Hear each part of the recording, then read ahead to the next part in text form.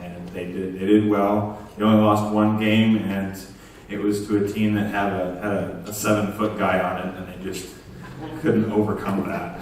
And then this week they're in Hawaii, and so I'm filling in. Just a quick recap. Last week we talked about the sermon title was money, getting it. How did you get what you have? We talked about working hard, earning it honestly, being content, so this week's part 2 of that. And now that we got it, we're going to talk about giving it. And the same heart that was behind last week is behind this week. It's not. I'm not trying to guilt you into anything. I'm not fundraising for the church. Okay. The last thing in the world I want you to do is give out of guilt. The heart behind this is the same one last week. It's money is. Jesus talked about money more than heaven and hell combined. And I believe the reason is because it is the single biggest thing. It's the single hardest thing for us to surrender. And so that's the heart.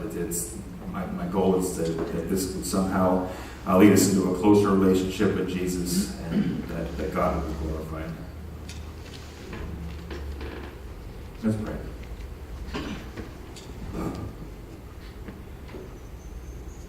Father God, you're so good. You're so good to us. And I pray that you would use this message today that would be your words, not mine, and that the chaos this morning is just the sign that you're going to do something big and something awesome. I'm just laying it down at your feet, Lord. You're in control. This is you, not me.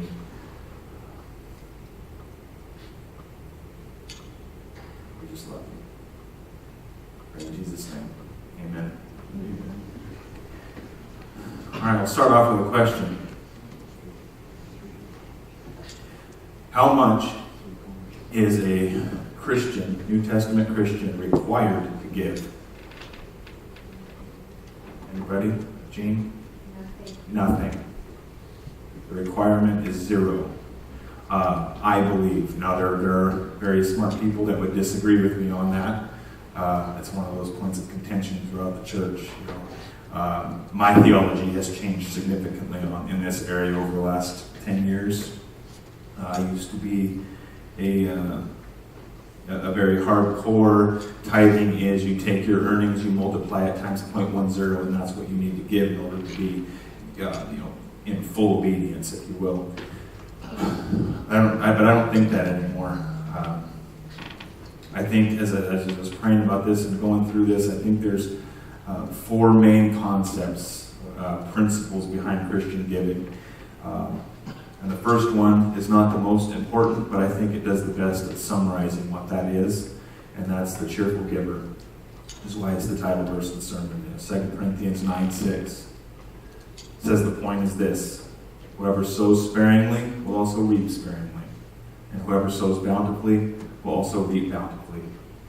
Each one must give as he has decided in his heart, not reluctantly or under compulsion, for God loves a cheerful giver. There's many components in that I think just summarize it great. God doesn't want you giving out of guilt, reluctantly, feeling like you're doing it because you have to do it, because he doesn't need it. He wants you. A powerful moment I had years and years ago, and some of you probably know Pastor Sonny Clemmer out of Springdale, and I can remember him one time. It was really powerful for me because I struggled with money for a long time. And Sonny's just preaching his heart out. Like if you listen to Sonny preach, there's no middle. I mean, it's 100% heart all the time. And he's breaking down, and he just says with a stern, firm voice, God doesn't want your $20. He wants you. He wants you. And from where I was in my life, it was just such a huge impact on me. Point is this: whoever sows sparingly will reap sparingly. If you give a little, you'll get a little. If you give a lot, you'll get a lot. All right, the second one I had on here was actually added by God at the 11th hour. And actually, as I was praying, he had me add this. I didn't even know why he had me add this until like last night. And it was this idea of deny yourself and follow Jesus. Matthew 16:24. And Jesus told his disciples, if anyone will come after me, let him deny himself and take up his cross and follow me. For whoever would save his life will lose it, and whoever loses his life for my sake will find it. And that's especially that last part. Whoever loses his life for my sake will find it. And that's not, go hang yourself. Right?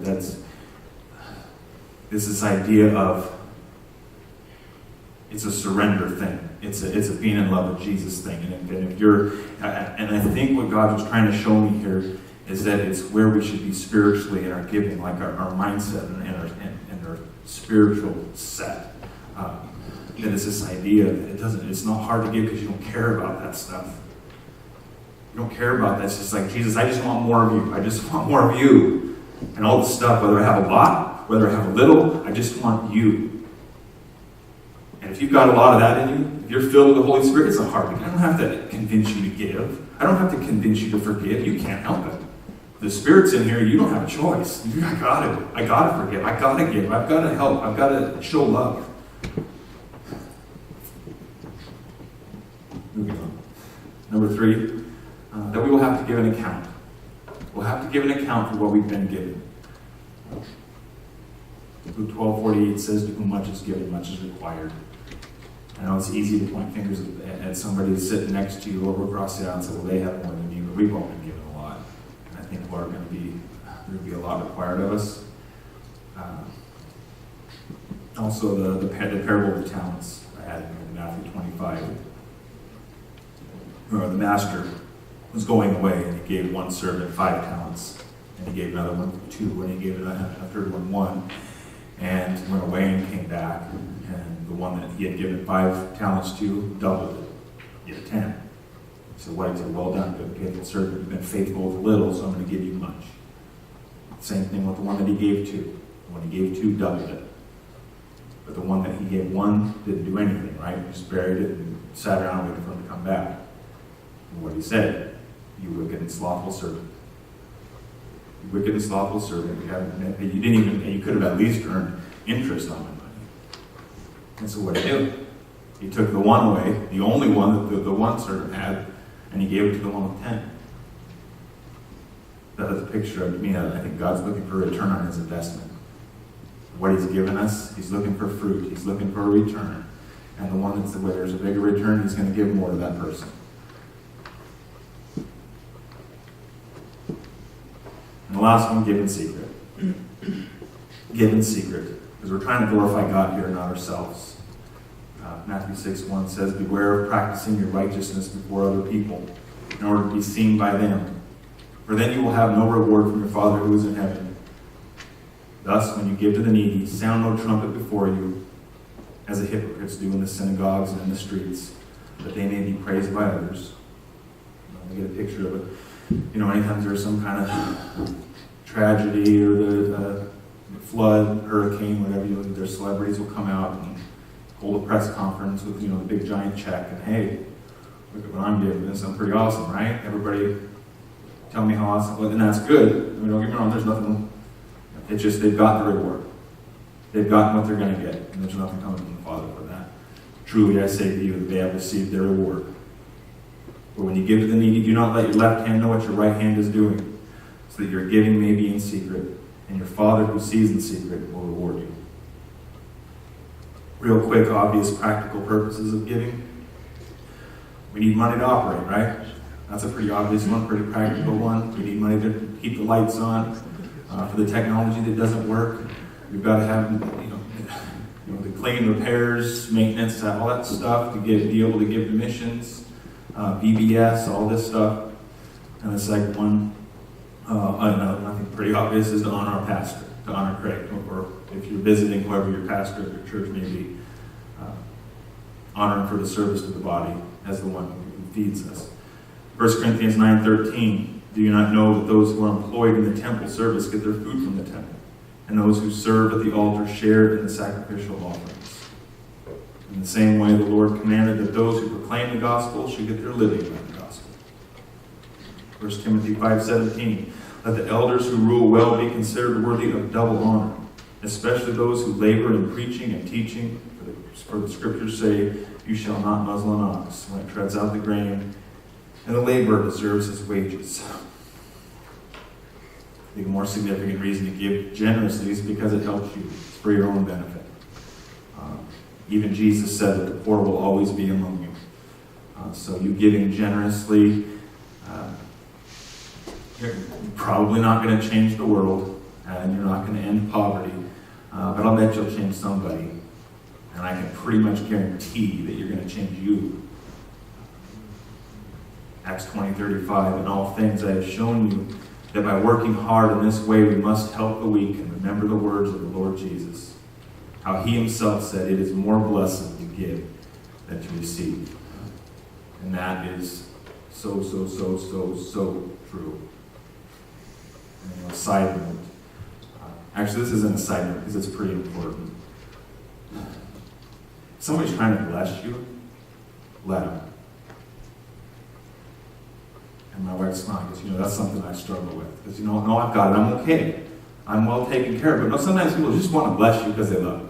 It's not because you need it. It's certainly not because you deserve it. You know that feeling you get when you help somebody? When you love them? Yeah, other people like that feeling too. Don't let your pride get in the way. Receive the blessing. And of course, the most significant reason to give generously is to bring glory to God. And if you're a Christian, if you're a follower of Jesus, that is your number one reason for existence, is to glorify God and bring in the building of his kingdom. So why don't we give generously? I wrote down some reasons. I've never used any of them. Joking, because I've used every single one of them. That's why they're on this list. The first one, as I mentioned, with Pastor Sonny, that I had heard from, and I'm not going to throw anybody under the bus, but I've heard from others from a young age growing up, and I've used it myself, is God doesn't need your money. God doesn't need my money, which is absolutely positively true. He spoke us into existence out of dust, right? So yeah, pretty sure he doesn't need our money. But God doesn't want our money.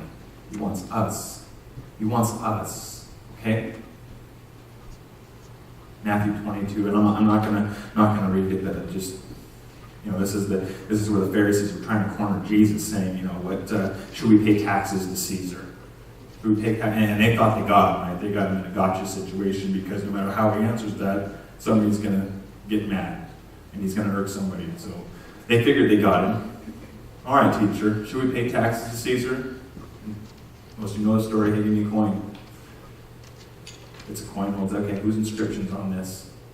Whose image is on this? Well, Caesar's. Okay. Render to Caesar the things that are Caesar's, and to God the things that are God's. Mic drop, right? Love. Whose image? Whose image is do we bear? Who has God's image? You do. You do. I do. We do. So render to God the things that are God's. You. Render you to God. Another one, I do other stuff instead. I pray more, I serve more, instead of giving, I do these other things. And that's great. Don't stop doing those things. Those things are awesome. Please don't stop doing those. Sorry. But it's not an either or. It's almost like saying, I do this other stuff. I give more so I don't have to forget. It's like, it doesn't really work that way. It's a single heart. I know it. As much as any of you here, I know that how hard it is to surrender your bank account, to surrender and it's your work, your time, right? That's what money is. It's an exchange for your time. I know how hard that is, but just trying to be careful, but at the same time be obedient. And I'm not judging. I'm just encouraging to take that next step. You won't regret it. Another one that I wrote down is similar to that one, saying, I just don't feel like God's calling me to give financially. Maybe. Based on what this book says, I have my doubts. Maybe. Just one thing I'd throw out that's dangerous is pray and ask God if maybe the reason that you don't feel that is because you've quenched the Spirit so many times, at least in that area, that you're not even capable of hearing. That if you've quenched the Spirit so many times, God might have said, the Holy Spirit might have been telling, hey, you should give more. He goes, no, it's not a good time. It says, I got these other things, and later, you should give more.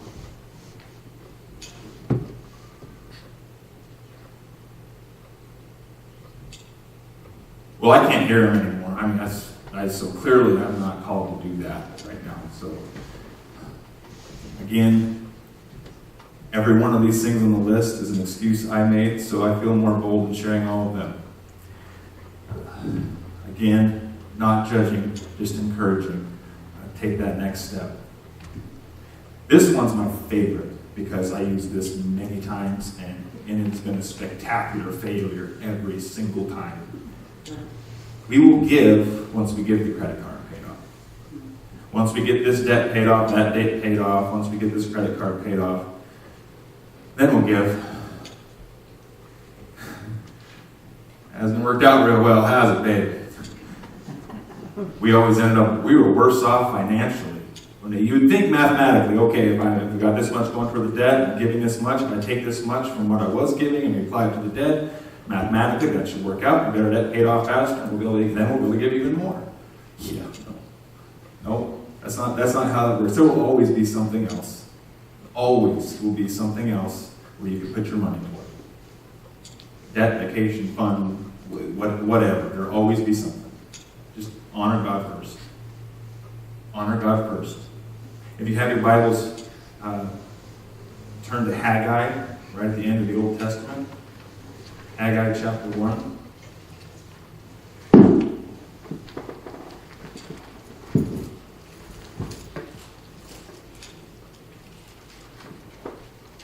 Let's start at verse 2.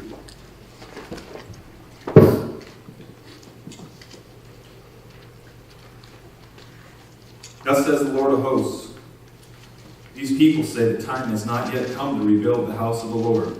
It's not yet time to make God the priority. Then the word of the Lord came by the hand of Haggai the prophet. Is it a time for you yourselves to dwell in your paneled houses, while this house, the Lord's house, the temple, lies in ruins? Now therefore, thus says the Lord of hosts, consider your ways. You have sown much and harvested little. You eat, but you never have enough. You drink, but you never have your fill. You clothe yourselves, but no one is warm. And he who earns wages does so to put them into a bag with holes. Thus says the Lord of hosts, consider your ways. Go up to the hills and bring wood and build a house. That I may take pleasure and that I may be glorified, says the Lord. You looked for much, and behold, it came to little. And when you brought it home, I blew it away. Why, declares the Lord of hosts? Because of my house that lies in ruins, while each of you busies himself with his own house. Therefore, the heavens above you have withheld the dew, and the earth has withheld its produce. The picture here is that they're not putting God first. They're putting themselves first and they're neglecting God. And look, God's in control. God's in control. And so you might be working hard, earning it honestly, doing all that, to put your wages into a bag with holes in it. If you're not honoring God first, God can just take your paycheck and go. At the end of verse 6, one who earns wages does so to put them into a bag with holes. I'm not the only one to feel that. You sell something, you get your paycheck, you put it in the bank, and then literally 5 seconds later you turn around and go, what happened? I could have swore I just put money in here. Maybe you're putting your wages into a bag of holes. Next one. We'll give once we've built up enough in our savings. Once we have enough built up, once we have enough in our savings, then we'll give. And I know for many of you, probably the very first verse that comes to mind is the one that came to my mind. Matthew 6:19. Do not lay up for yourselves treasure on earth, where moth and rust destroy, and where thieves break in and steal. And we were driving one time, I think you were with me, and we listened to the radio. And this was a Christian radio station, by the way. And they were talking about, the host was talking about advice to young married couples before putting together a financial plan and advice. He said that he thought was sound was for this young married couple to get together and talk and decide what comfort level they want to be at, and then work to get to that comfort level. And once you get to that level, just give everything off the top, so you're not trying to go beyond that level. And, I thought, well, from a kind of this hybrid Christian worldly mesh, that might make sense. But I think from a biblical Christian perspective, that I had to almost call it. Like, this is stupid. This is stupid. This is horrible advice. You're right from the get-go, you're going to not honor God first. Who knows what God has in store for you? Work hard, be honest, honor God first, and be content, and see where that takes you. See where God leads you. You might be really, really surprised. You pray about it. Study to show yourself approved. This is all of this is between you and God. And I certainly could have some things wrong here. I fully acknowledge that. This is just as a result of praying and studying. This is where I came to. But I firmly believe that giving comes before saving, and that if you're storing up, if your saving is getting in the way of your giving, watch out. Just watch out, because you are storing up trouble for yourself. You got your Bibles, turn to Luke 12. Luke 12, verse 13. This is the parable of the rich fool.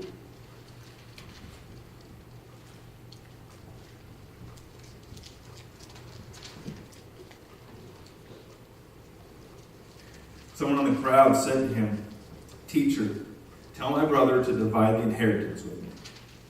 But he said to them, "Man, who made you a judge? Who made me a judge or arbiter over you?" I think it seems kind of tongue-in-cheek.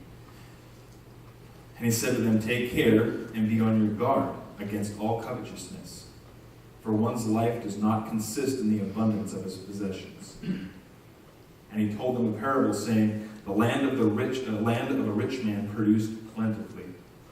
And he thought to himself, "What shall I do? For I have nowhere to store my crops." And he said, "I'll do this. I will tear down my barns and build larger ones. And there I will store all my grain and all my goods. And I will say to my soul, Soul, you have ample goods laid up for you for many years. Relax, eat, drink, be merry. Sip margaritas on a beach somewhere for the rest of your days after 65. I added that. But God said to him, "Fool, this night your soul is required of you, and the things that you have prepared, whose will they be? So is the one who lays up treasure for himself and is not rich toward God." Honor God first.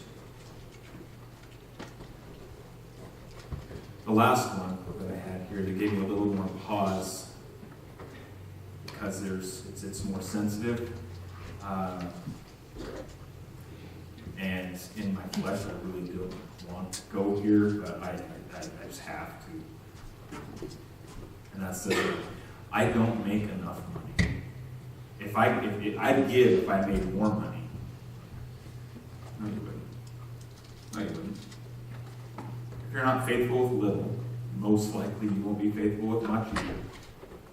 Luke 16:10, one who is faithful in very little is also faithful in much. And one who is dishonest in very little is also dishonest in much.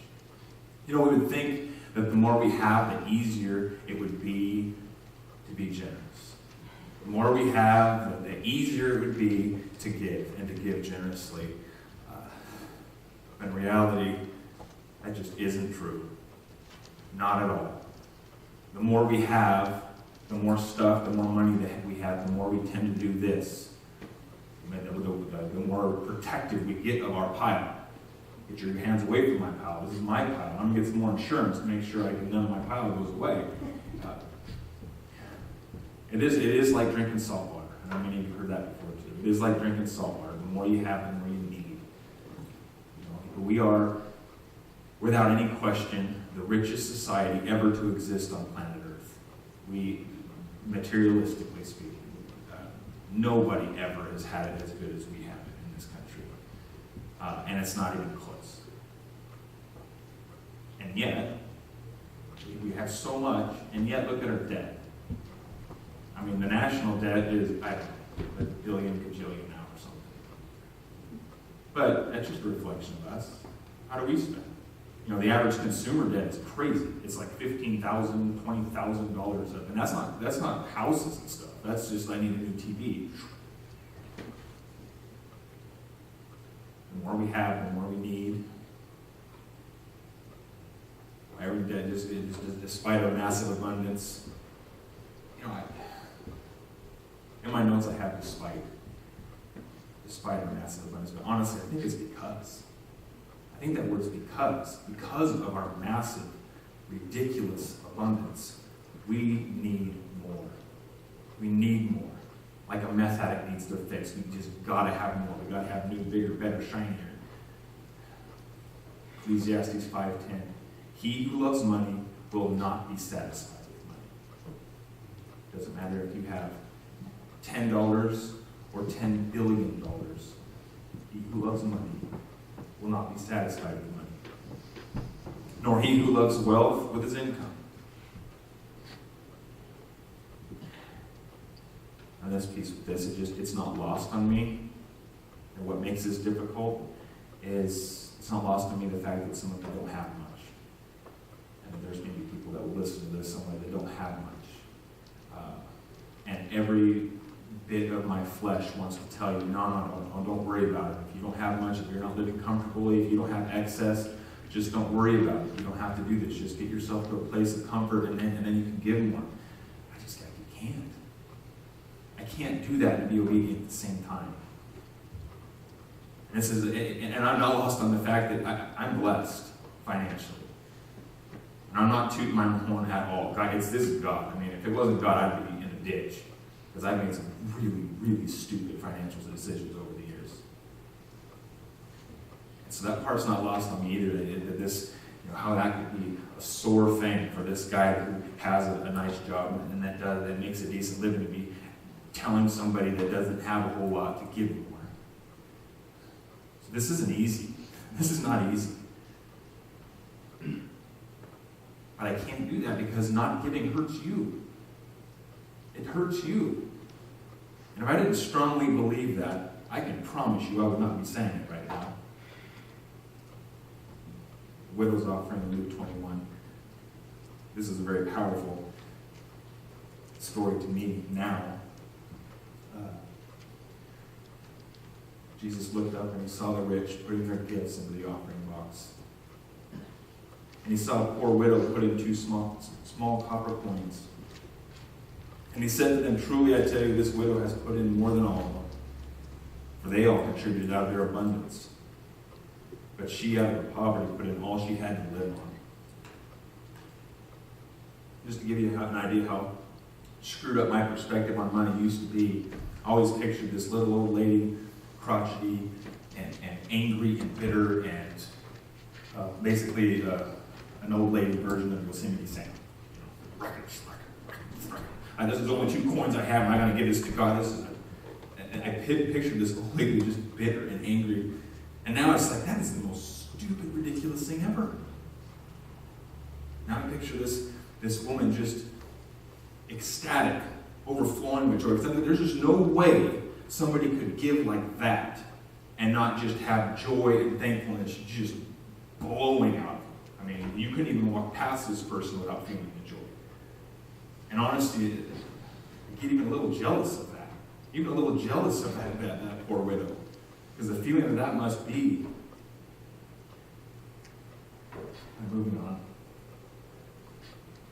Why should we give generously?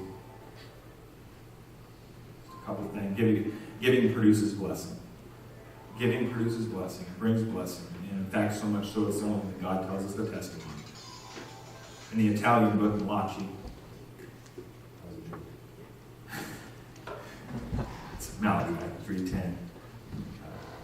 Bring the full tithe into the storehouse, that there may be food in my house, and thereby put me to the test, says the Lord of hosts, if I will not open the windows of heaven for you and pour down for you a blessing until there is no more need. Proverbs 3:9. Honor the Lord with your wealth and with the first fruits of all your produce, and your barns will be filled with plenty, and your vats will be bursting with wine. Giving produces blessing. Giving shows the love of God to other people. And it produces in you a more loving, softer heart toward other people.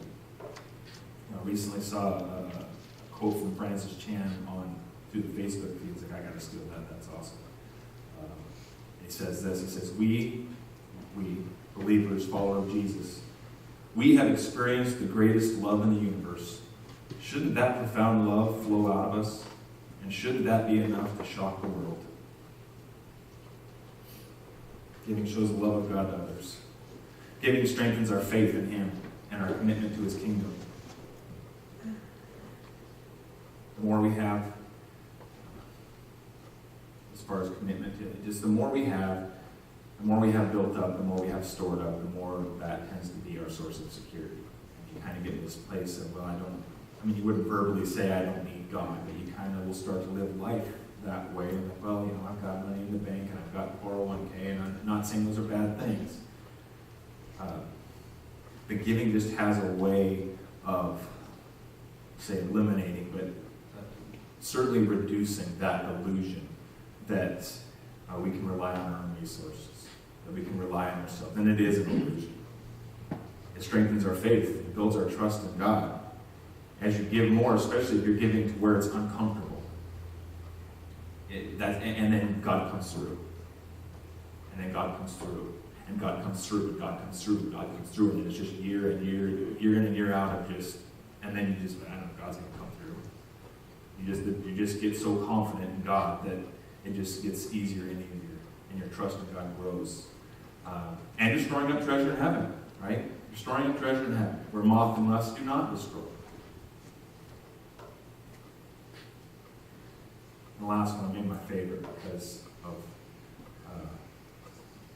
how much value I put on contentment, is giving produces contentment. Giving produces contentment, it produces joy. Proverbs 11:24, one who gives freely yet grows all the richer. Another withholds what he should give and only suffers want. Whoever brings blessing will be enriched, and one who waters will himself be watered.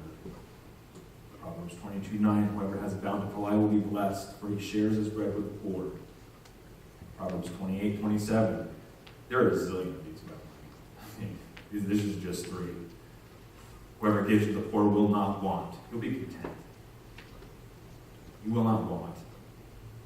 But he who hides his eyes will get many a curse.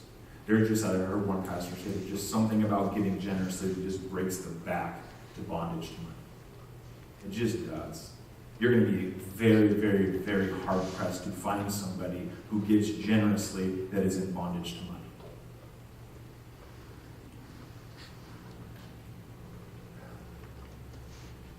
So how much should we give?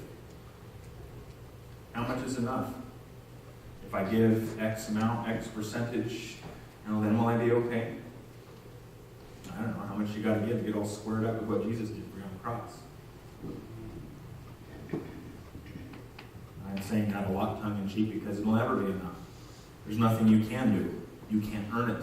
You can't even contribute to earning it. So I want to make that point really clear that giving, no matter how much you give, it does not help earn your way to heaven. Okay, that has been paid for. Jesus did that. Jesus did all of that. And I know we know this up here, and even the mature Christian, even though we know it up here, you can start to drift into that, can't you? Just like, like this, and it's a pride thing maybe. We try to think you can earn. I can help earn a little bit. Oh my, no, you can't. Ephesians 2:8-9, for by grace you have been saved through faith. It's not of yourselves. It's a gift. Lest anybody would boast. No one's going to get to heaven and say, I'm awesome. That's why I made it here. I did it. I'm perfect. There won't be a single person in heaven that's there because they deserve it or that they've earned it. And see, this is why God loves the cheerful giver. He doesn't want you giving under compulsion because he doesn't need it. He doesn't want it. He wants you.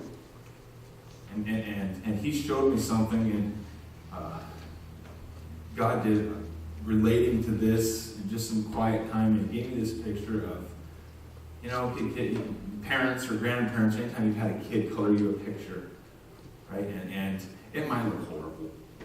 But they've got their crayons lined up, and there's very specific colors they have to have, right, for this, and it's got to be this way, and, well, where's this crayon going? They punch their sister, and it's like, you took this crayon, I need this one, because it has to be this color, and there might be a pile of 800 crayons there, but it has to be that color, and it has to be the right way, and they'll take their time, and at the end of it, it looks horrible. It looks, right? We don't, but what? We love that, don't we? We love it. There's not an art gallery with a picture more valuable to us than that one. And it's not because we needed the picture. It's because your kid is showing you love. It's because your kid is like sacrificing, and it has to be just right because I love you, Mom. I love you, Dad. It has to be this way. That's what it's like with your giving. And the flip side of that is, if your kid grabs a black crayon and goes, here you go. Here's your picture, Dad. All right, great. Here, I'll pile this one right in the garbage can. That's a bit harsh, but because why? It has nothing to do with the picture. It has nothing to do with your giving, how much you give. It has to do with the why. He wants you to love him. That's it. And so if you're making a good wage, you're doing just fine, and then once a month you drop a 5 on the plate and call it good. And don't get me wrong, that's something. You give a little, you'll get a little. But that's kind of like the black crayon, right? It's not a sacrifice. It's like, well, I guess I can do without a coffee on the way home or something. Moving on. I do have an answer for you. How much should we give? And I believe it's a biblical one. And the answer, I believe, is as much as you possibly can without it falling under compulsion. As soon as it becomes, I have to, I don't really want to. Now understand, this is different than challenging yourself. This is not, under compulsion is not the same as uncomfortable. I would strongly encourage you to give to where it's uncomfortable, but not under compulsion, right? As much as you can possibly give without it being under compulsion. All right, for those of you who are giving generously, let me challenge you too. Why are you giving? But why is it important? Why is it more important than how much? Where's your heart? Are you a cheerful giver? Giving from a heart overflowing with thankfulness? Or is it an obligation? Is it a check mark next to the box? Is it a habit? Here's one. Do you find yourself being concerned about what somebody else is giving or not giving? Are you glad other people are hearing this message so maybe they'll start to pull their own weight? Is it a source of pride? Is it a source of pride allowing you to look down on all those non-giving heathens? Giving is a joy, you guys. It's a joy. And it's between you and God. And you and God alone. It's none of my business what you give. It's none of your business what I give. It's a joy, and it's something that needs to be between you and God. Well, if you're married, you and your spouse and God, right? I believe that if you're married, you should be giving as one, right? You're one flesh. It doesn't say that you can't give here and there, but I think it should be a meeting of the mind. It should be, we are one. We're one flesh. We give as one. In general, for the most part.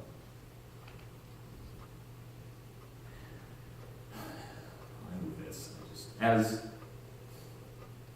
As our love for Jesus grows, and we become more and more sanctified, and our view what the treasure really is becomes more and more clear, and it does.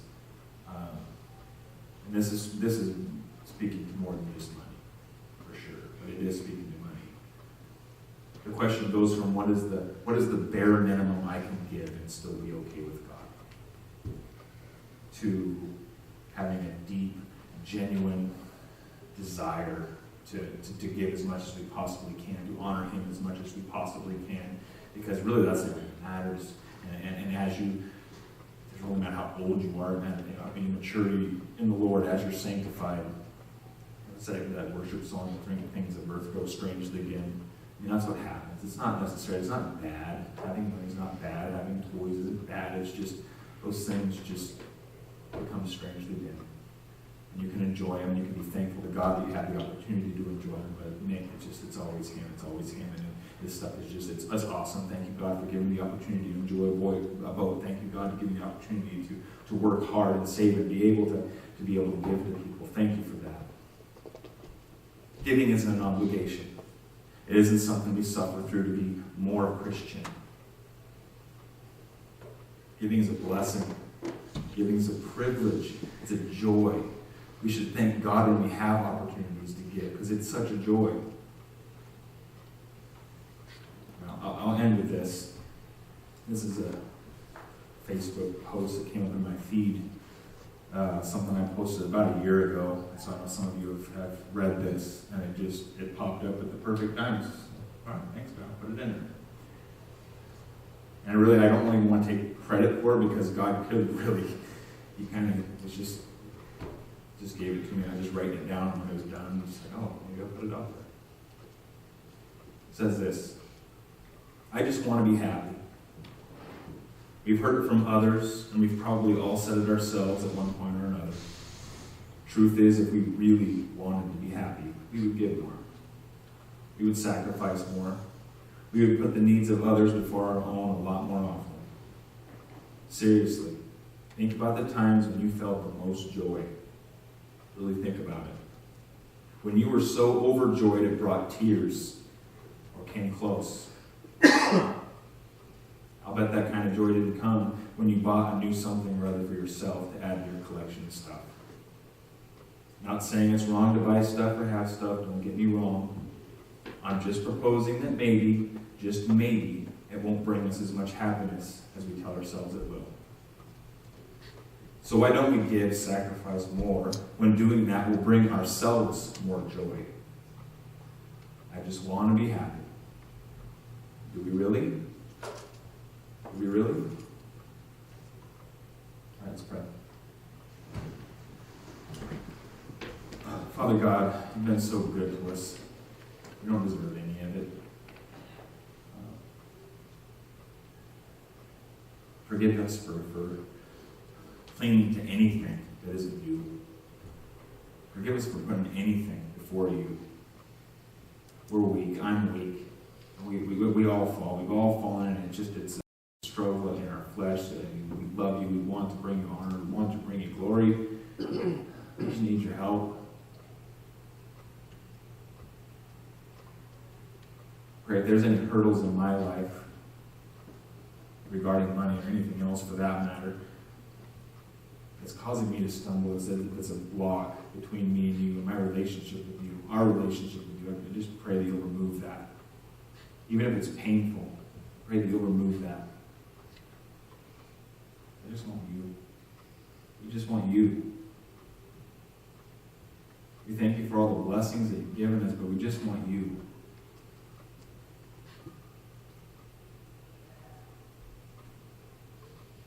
You're so good. So holy, so righteous. Only You deserve our praise. We love You. In Jesus' name, amen. All right, you all are dismissed. It was a good time. And I told you, I talked to you about years ago.